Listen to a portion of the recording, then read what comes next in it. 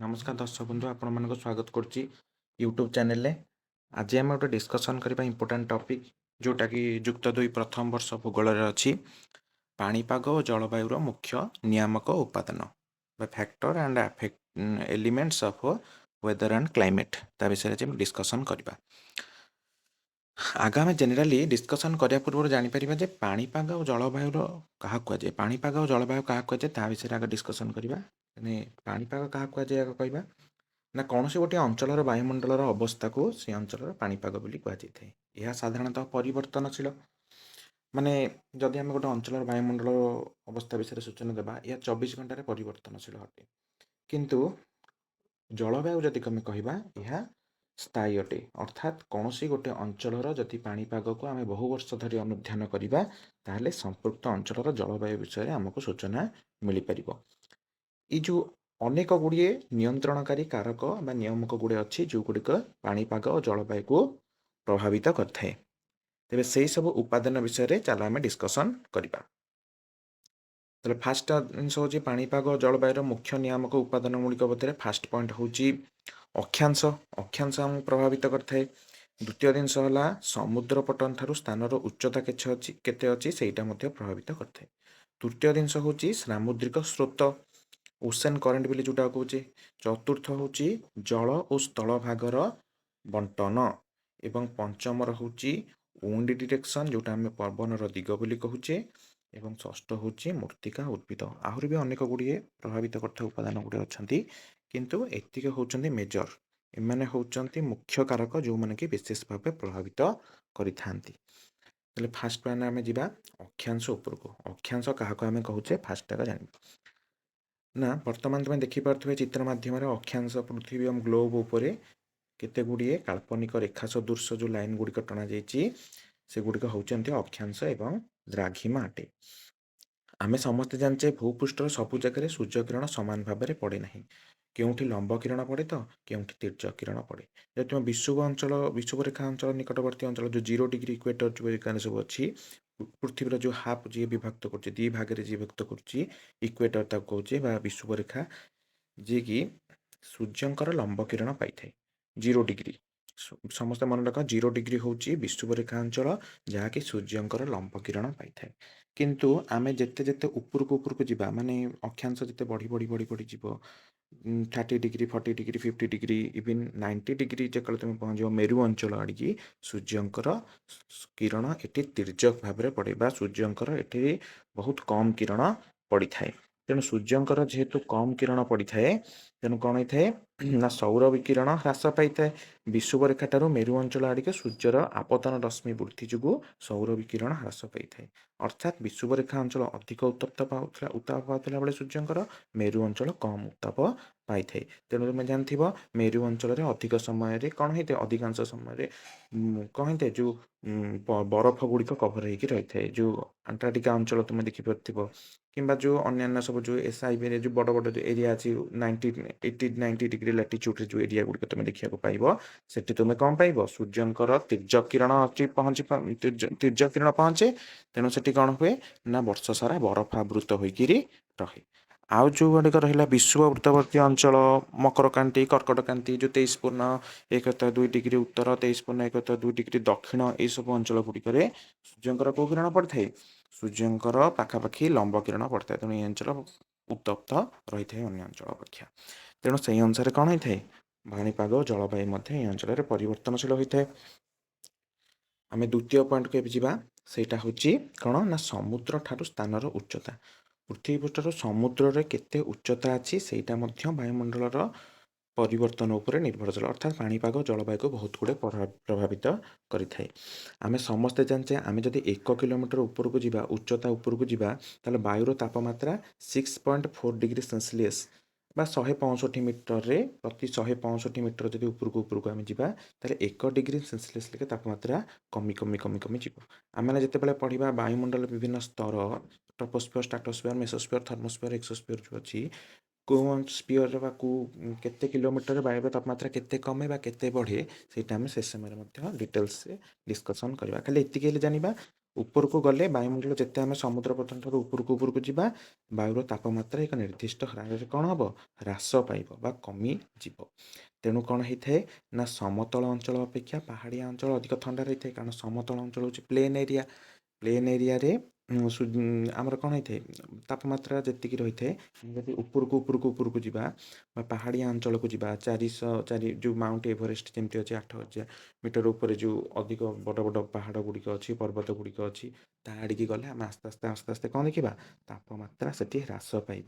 ତେଣୁ ଦେଖିଥିବ ପାହାଡ଼ିଆ ଅଞ୍ଚଳ ଗୁଡ଼ିକ ମଧ୍ୟ ବରଫାବୃତ ହୋଇଥାଏ କିଛି ସମୟରେ, ବର୍ଷର କିଛି ନିର୍ଦ୍ଦିଷ୍ଟ ସମୟରେ, ବା କେତେ ଗୁଡ଼ିଏ ଅଧିକ ଏଲିଭେସନରେ ଯେଉଁଗୁଡ଼ାକ ଅଛି ସେଗୁଡ଼ିକ କ'ଣ ହେଇଥାଏ ଅଧିକ ଅଲ୍ଟିଚ୍ୟୁଡ଼ ଅଞ୍ଚଳ ଯେଉଁଗୁଡ଼ାକ ଅଛି ସେଗୁଡ଼ା ସବୁ କିଛି ବର୍ଷ ସାରା ବରଫାବୃତ ରହିଥାଏ।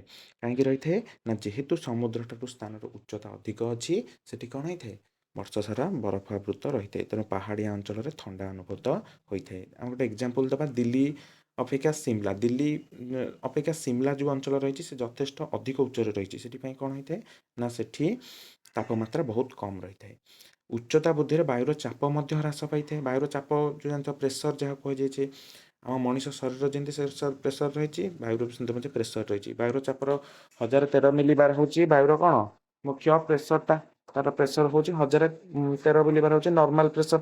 ତାଠୁ ଯେତେବେଳେ କମୁଛି କିମ୍ବା ବଢ଼ୁଛି ତାର କ'ଣ ହେଉଛି ହାଇ ପ୍ରେସର ସୃଷ୍ଟି ହେଉଛି ବଡ଼ିରେ, ଏବଂ କମିଲେ କ'ଣ ହେଉଛି ଲୋ ପ୍ରେସର ହେଉଛି ହେଲା। ତେଣୁ ପ୍ରେସର ମଧ୍ୟ ୟା ଉପରେ ନିର୍ଭରଶୀଳ ହେଲା।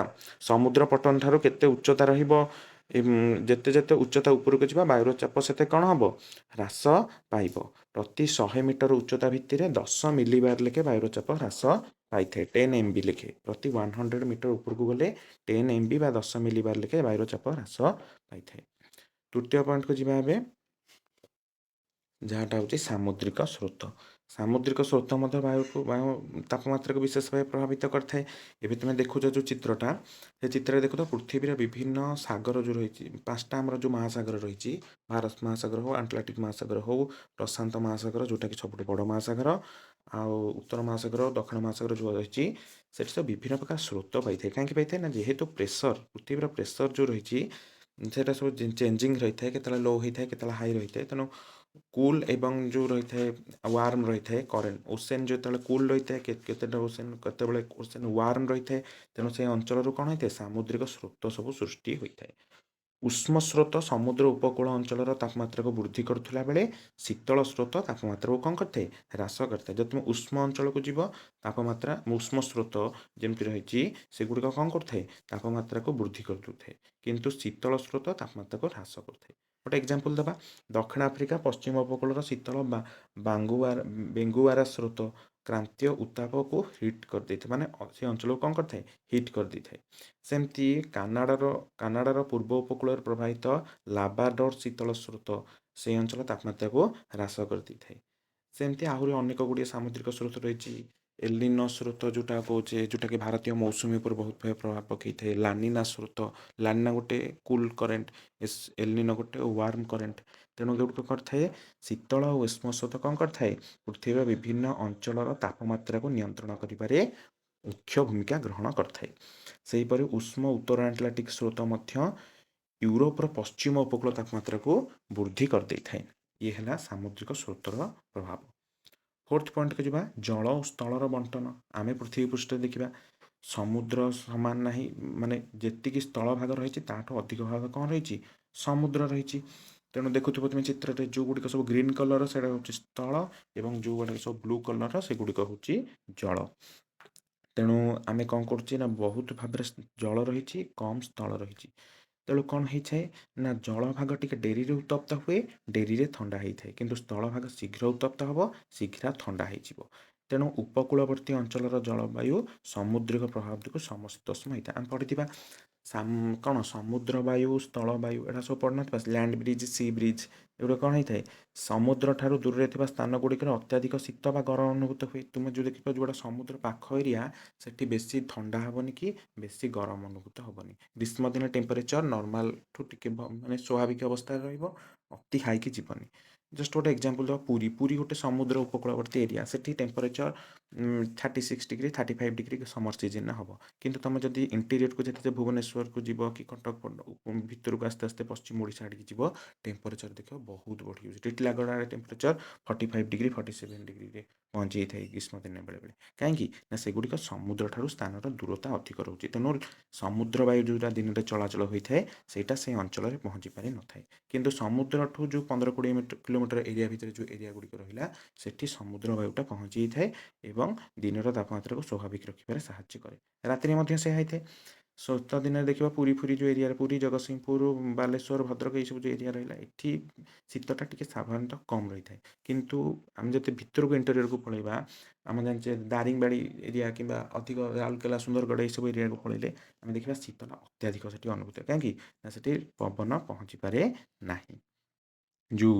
ସ୍ଥଳ ପବନଟା ସେଠି ଆକ୍ଟିଭ ରହିଯାଏ ତେଣୁକରି କ'ଣ ହୋଇଥାଏ ସେଠି ଯେହେତୁ ସମୁଦ୍ର ଓ ସ୍ଥଳଭାଗ ପୃଥିବୀର ବିଭିନ୍ନ ପାଣିପାଗ ଜଳବାୟୁକୁ ପ୍ରଭାବିତ କରିଥାଏ ଆମେ ଆଉ ଗୋଟେ ଏକ୍ଜାମ୍ପଲ୍ ଦେବା ମୁମ୍ବାଇ ସହର ତାପମାତ୍ରା ଆଉ ଦିଲ୍ଲୀ ସହର ତାପମାତ୍ରା ଦୁଇଟାକୁ ଯଦି ଏକ୍ଜାମ୍ପଲ୍ ନେବା ତାହେଲେ ଦିଲ୍ଲୀ ଟିକେ ସମୁଦ୍ରଠୁ ବହୁତ ଦୂରରେ ହେଉଛି ମୁମ୍ବାଇ କିନ୍ତୁ ସମୁଦ୍ରଠୁ ପାଖ ରହୁଛି ତେଣୁ ମୁମ୍ବାଇରେ ସାମୁଦ୍ରିକ ପବନ ପହଞ୍ଚିଥାଏ ଦିଲ୍ଲୀରେ ସାମୁଦ୍ରିକ ପବନ ପହଞ୍ଚି ପାରି ନଥାଏ ତେଣୁ ଦିଲ୍ଲୀରେ ଅତ୍ୟଧିକ ଟେମ୍ପରେଚର ରହିଥିଲା ବେଳେ ମୁମ୍ବାଇରେ ଟିକେ କଣ୍ଟ୍ରୋଲେବୁଲ୍ ରହେ ଏହାଛଡ଼ା ବାୟୁର ଆର୍ଦ୍ରତା ବାୟୁଚାପ ବୃଷ୍ଟିପାତ ମଧ୍ୟ ବିଭିନ୍ନ ପ୍ରକାର ପ୍ରଭାବିତ କରିଥାଏ କାହା ଦ୍ୱାରା ଜଳ ଓ ସ୍ଥଳ ଦ୍ୱାରା ପ୍ରଭାବିତ ହୋଇଥାଏ ନେକ୍ସଟ ପଏଣ୍ଟକୁ ଯିବା ମୂର୍ତ୍ତିକା ଉଦ୍ଭିଦ ମଧ୍ୟ ପ୍ରଭାବିତ କରିଥାଏ ଉଦାହରଣ ସ୍ୱରୂପ ଭାରତର ପଶ୍ଚିମାଂଶ ଅବଶ୍ୟ ଥର୍ ମରୁଭୂମିରେ ଗଛପତ୍ର କିଛି ନଥାଏ ତେଣୁ ହିଟ୍ ହେଇଯାଏ ଦିନ ଯେଉଁ ସ୍ଥଳ ଲ୍ୟାଣ୍ଡଟା କ'ଣ ହେଇଯାଏ ଅତ୍ୟଧିକ ହିଟ୍ ହେଇଥାଏ କିନ୍ତୁ ଆମେ ଯଦି ଯିବା ଗୋଟେ କୌଣସି ନର୍ଥ ଇଷ୍ଟ ଇଣ୍ଡିଆ ପଟକୁ ପଳେଇବା ସବୁ ବହୁତ ଗୁଡ଼େ ଘଞ୍ଚ ଅରଣ୍ୟ ଦେଖିବାକୁ ପାଇବା ସେଠି ମାଟିରେ ସୂର୍ଯ୍ୟାଲୋକ ପହଞ୍ଚି ପାରେ ନାହିଁ ଗଛ ପତ୍ରରେ ସେଗୁଡ଼ିକ ସବୁ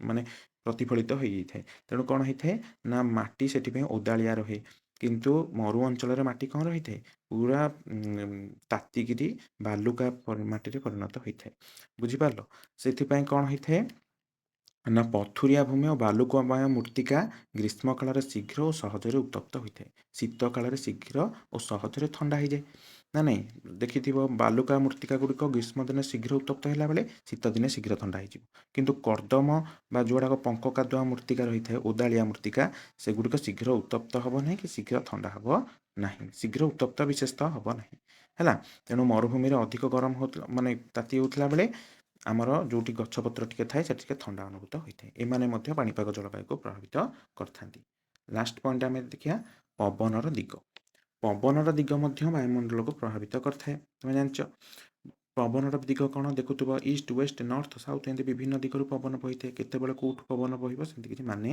ନଥାଏ ଆମେ ପବନର ଦିଗକୁ ଆମ ମୌସୁମୀ ଆମେ ମୌସୁମୀ ଯେଉଁ ବର୍ଷା କରାଉଛି ଜୁନ୍ ମାସରେ ତାକୁ କେଉଁ ମୌସୁମୀ ବୋଲି କହୁଛି ଦକ୍ଷିଣ ପଶ୍ଚିମ ମୌସୁମୀ ବୋଲି କହୁଛି କାରଣ ଦକ୍ଷିଣ ପଶ୍ଚିମ ଦିଗରୁ ପବନ ପ୍ରବାହିତ ହେଉଛି ଓସେନ୍ ଆଡ଼ୁ ମାନେ କେଉଁଠୁ ସମୁଦ୍ର ଆଡ଼ୁ ଯେହେତୁ ପବନ ପ୍ରବାହିତ ହୋଇଥାଏ ସେ ପବନଟା ଆର୍ଦ୍ରତା ରହିଥାଏ ମଏଶ୍ଚର ରହିଥାଏ ସେ ମଏଶ୍ଚର ବୃଷ୍ଟିପାତ କରିବାରେ ସହାୟକ ହୋଇଥାଏ କିନ୍ତୁ ଶୀତ ଦିନେ କ'ଣ କହିଥାଏ ନର୍ଥ ଇଷ୍ଟ ମନସୁନ୍ ପ୍ରବାହିତ ହୋଇଥାଏ ଏଇଟା ସ୍ଥଳଭାଗ ଆଡ଼ୁ ପବନ ପ୍ରବାହିତ ହେବ ତେଣୁ ଏଥିରେ ମଏଶ୍ଚର ନଥାଏ ତେଣୁ ବର୍ଷା କରାଇ ନଥାଏ ସେ ପବନ ଶୀତ ହେଇଥାଏ ଜେନେରାଲି ଏଇଟା ଗୋଟେ ଆଉ କେତେ ଗୁଡ଼ିଏ ସମୁଦ୍ରର ସାମୁଦ୍ରିକ ସ୍ରୋତ ଯେଉଁଠୁ ହେବ ପବନ ମଧ୍ୟ ସେଇଆଡ଼ୁ ହେବ ତେଣୁ ବାୟୁ ପ୍ରବାହ ସେଇଆଡ଼ୁ ହେବ ଯେଉଁଠୁ ସାମୁଦ୍ରିକ ଗୋଟେ ଶୀତଳ ସ୍ରୋତ ମନେକର ଆମେ ଯେଉଁ କଲେ ସମୁଦ୍ର ସ୍ରୋତ ଶୀତଳ ସ୍ରୋତ ଅଞ୍ଚଳରେ ଶୀତଳ ପବନ ହେବ ଉଷ୍ମ ସ୍ରୋତ ଅଞ୍ଚଳରେ ଉଷ୍ମ ପବନ ହେବ ତେଣୁ ଏଇ ସବୁ କାରକ ଗୁଡ଼ିକ କ'ଣ କରିଥାଏ ବାୟୁମଣ୍ଡଳକୁ ଥଣ୍ଡା ରଖିବାରେ ସାହାଯ୍ୟ କରିଥାଏ କିମ୍ବା ଗରମ ରଖିବାରେ ସାହାଯ୍ୟ କରିଥାଏ ଓକେ ତେଣୁ କୌଣସି ସ୍ଥାନ ଉପର ଦେଇ ଉଷ୍ମ ବାୟୁ ପ୍ରବାହିତ ହେଲେ ସେହି ସ୍ଥାନ ଉଷ୍ମ ହୋଇଥାଏ କୌଣସି ଅଞ୍ଚଳ ଦେଇ ଯଦି ଶୀତଳ ବାୟୁ ପ୍ରବାହିତ ହୁଏ